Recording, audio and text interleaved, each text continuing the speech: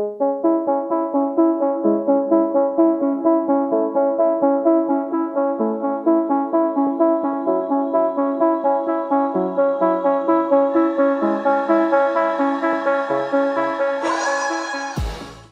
and welcome to the Blackout Podcast, where I get to talk to amazing people who do amazing things. And today I'm really happy because my mentor, Dwayne Marcial, is here today. Thanks for coming on the show, Dwayne. Thanks for having me. Thanks for the mentorship. It's been amazing. Appreciate that. No problem, no problem. So, I guess, how did you even get into management?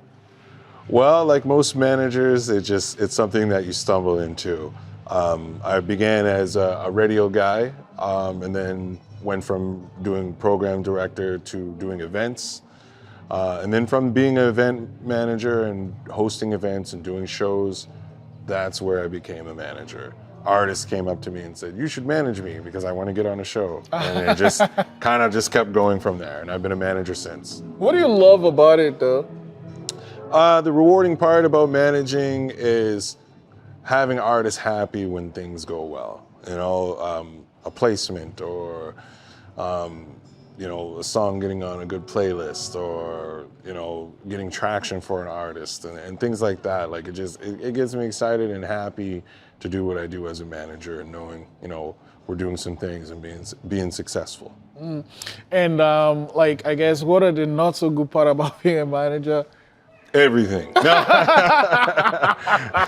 No. The not. I guess one thing not so good is.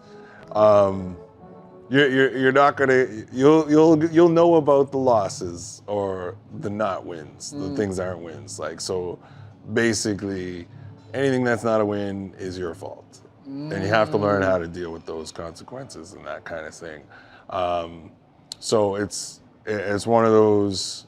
You're behind the scenes, no glory, do all you can type of jobs and roles. So that kind of sucks. But overall, the disappointments too for artists and things not doing what they're going to do, and then those kinds of conversations you end up having to have with artists that may not work out for you managing and stuff like that. Those things are the thing. But I think I've done it long enough now that I kind of know where that can happen, and I can avoid that now. So starting out early, it happens. You learn as you grow, for sure. What do you look for in artists that you manage?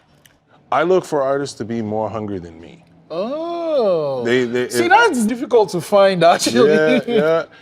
So I had a conversation with my cousin DJ Hot Q, and one of the things I said, I feel within the music community and the artist community, there's a small percentage of those artists that are the ones that, rise to the top, And I feel it's it's a 10 to 15% ratio of that, of artists that I come across, who are really more hungry than them, or not them, but me as a manager, or you as a manager, you know what I mean?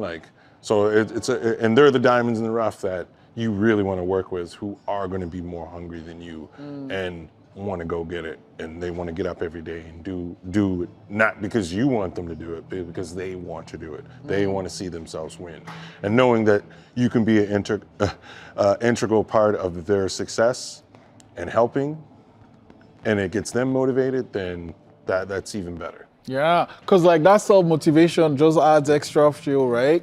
Bringing it all together, right? When you have to deal with difficult situations like that, what's the best way to go about it? Just rip the Band-Aid off, and you gotta say it, man. I've learned now, in a lot of cases, you just gotta say how it is.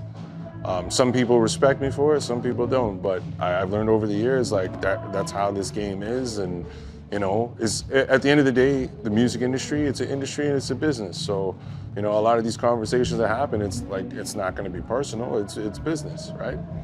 But again, I feel over the years now, I've learned how to not have those kind of confrontations or things that may happen, that I have to have those conversations. Yeah.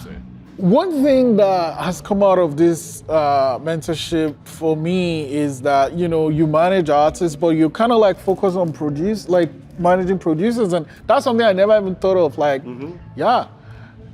Yeah. Why did he decide to go that route? Again, this is something that just fell in. It's just someone introduced me to someone else, and they happened to just be creating music for sync and scoring for film and television. Yeah. So it just, hey, these guys are, they want someone to represent them for contracts or this, and then it just worked out that I ended up being their manager.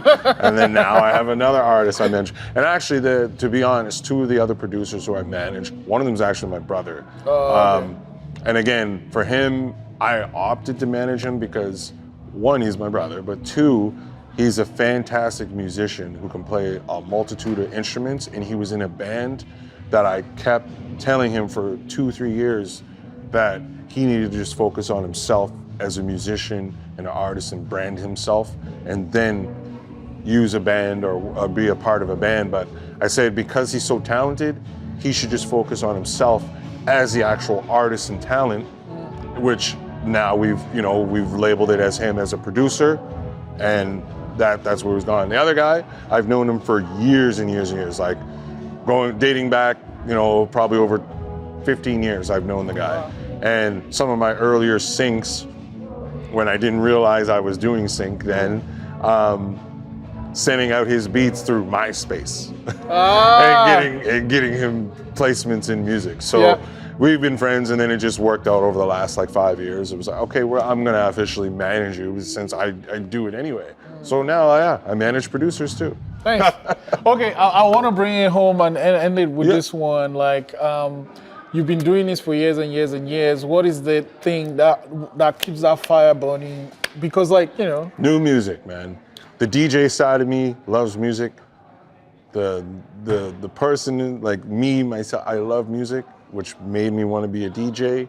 But being a manager and hearing an artist's new project and new releases, and then going to music conferences and hearing other people's music and seeing what's happening in other sides of the world, that like coming to something like this, I'll be hyped for the next 2-3 weeks until the next conference is coming or the next events that are coming. And it's a vicious cycle that keeps repeating itself as a manager. But again, I'm a big music fan, and I think most managers are really music fans, right? So, yeah. Dwayne, it's always great talking to you. Thank you so much. Your fountain of knowledge is amazing, and also being so graceful with your time, and actually you just call me. I've never really had that, so I really appreciate it. Thank you. Yeah, like I said, I'm accessible, and you know what? No problem, man. Anytime, so just much, hit me up.